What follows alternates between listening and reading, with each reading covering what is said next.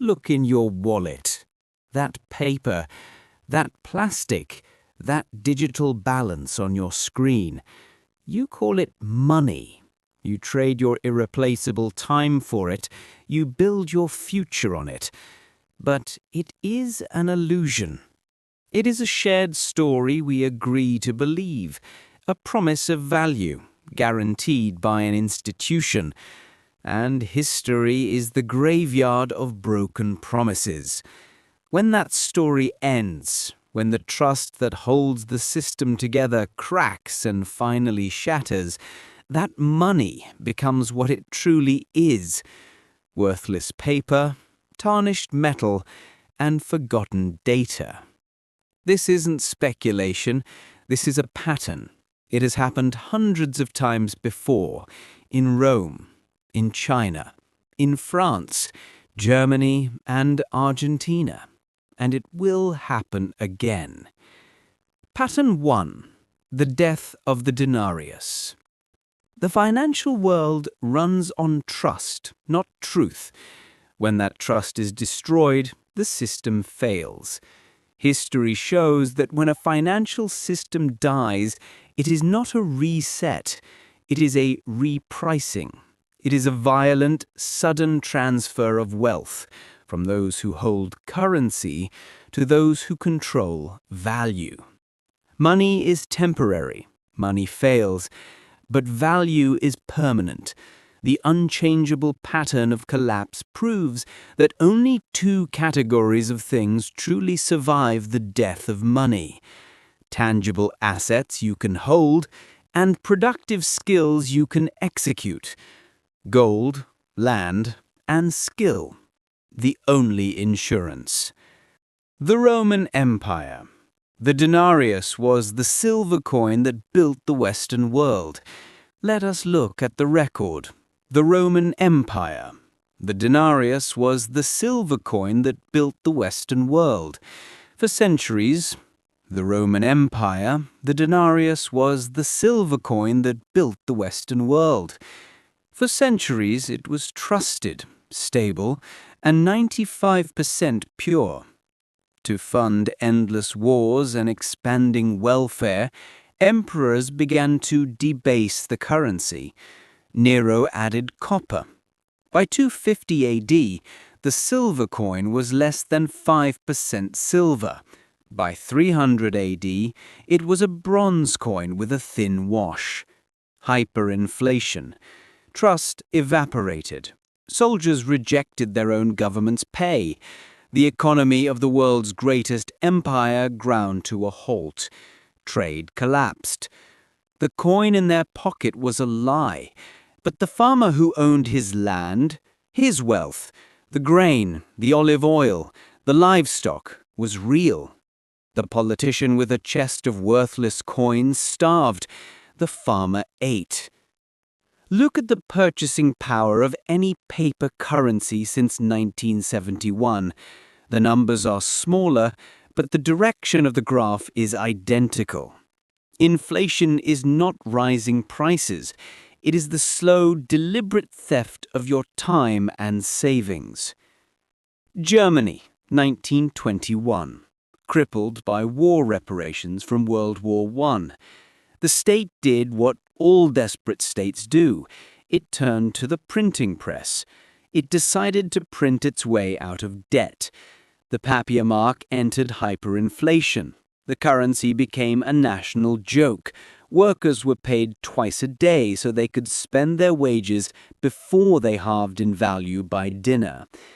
A lifetime of savings in a bank account could not buy a single loaf of bread. People burned stacks of currency in their stoves for heat. It was cheaper than firewood. The middle class was erased. Those who held cash were ruined. But those who held factories, apartment buildings, or debt in a foreign currency, they survived. They paid off billion-mark mortgages with a single worthless banknote. They became the new elite. Venezuela, Zimbabwe, Argentina. The pattern never changes. Printing destroys promise. South Vietnam, 1975. A functioning, modern society with banks, stocks, and a national currency, the piastra. The Northern Army approached. The government and its currency collapsed, not over years, but in days. Society came apart, the bank vaults were sealed, the stock market was gone, the piastra in people's hands became paper. Desperate citizens rushed the American embassy, and they did not carry briefcases of cash. They carried gold, they carried jewelry, and diamonds sewn into the lining of their clothes. In a true rapid crisis, value must be dense, portable, and universally recognized. Money is a local promise. Gold is a global constant. Look at the chaotic evacuations from any modern conflict zone. What do refugees grab? Not bank statements, not property deeds. They grab what cannot be erased and what will be accepted everywhere. The Soviet Union, 1991. The ruble was the official currency, but trust had been dead for decades. The state itself dissolved. The official supply chain broke. The stores were empty. The ruble hyperinflated into oblivion. But society did not stop. A new economy emerged overnight, built not on money, but on utility. A doctor could trade medical care for food from a farmer. A mechanic could fix the farmer's tractor for a share of the crop. A skilled welder with access to a workshop was wealthier than a high-ranking government bureaucrat with a pension. This is the second pillar of survival. When the complex systems of finance break, the world returns to a simpler, more honest economy. It runs on a single question: what can you do? Every grey market or black market on Earth, when the official system fails, the human skill system takes over. Debt is not power, skill is power. The Roman farmer, the Weimar factory owner, the Vietnamese refugee, the Soviet mechanic, they are all the same person, separated only by time. They all survived the death of money because they understood what money is not. Now, not every financial crisis is a total collapse. Not every inflation becomes hyperinflation. But every system shares the same weakness: leverage, denial, and the illusion that trust can be printed. Collapse isn't random, it's the math catching up. It's the final, brutal realization that the promise has been broken. So when the illusion of money fails, what survives? They are immune to inflation, because they are the things inflation is measured against. They are not the symbol of wealth, they are the source of wealth. First, hard assets. Real value hides in what cannot be printed, copied, or digitally erased. Gold and silver, the monetary constants for 5,000 years. Real value hides in what cannot be printed, copied, or digitally erased. Gold and silver, the monetary constants for 5,000 years.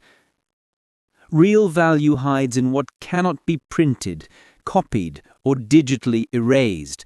Gold and silver, the monetary constants for 5,000 years.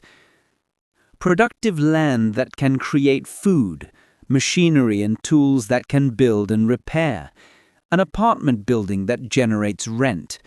These are not investments in the modern sense. They are anchors. They are immune to inflation because they are the things inflation is measured against. They are not the symbol of wealth, they are the source of wealth. Second, hard skills. When the currency fails, credentials become worthless. What matters is competence. When the currency fails, credentials become worthless. What matters is competence. The ones who can feed, fix, or trade, they rise. The plumber, the doctor, the electrician, the farmer, the coder who can secure a network, the mechanic who can keep a generator running. Your skill is the one asset that cannot be seized, cannot be inflated, and cannot be taken from you. It is the ultimate insurance. In the end, money is just a ghost. It is the consensus of the crowd. Value is a physical law. You cannot survive a collapse by saving the symbol of wealth. You survive it by becoming the source of value. The patterns are clear. The history is written. The choice is yours. If you want to see the next financial pattern before it repeats, subscribe. Next episode, we decode how governments quietly confiscate wealth, not by force, but by trust.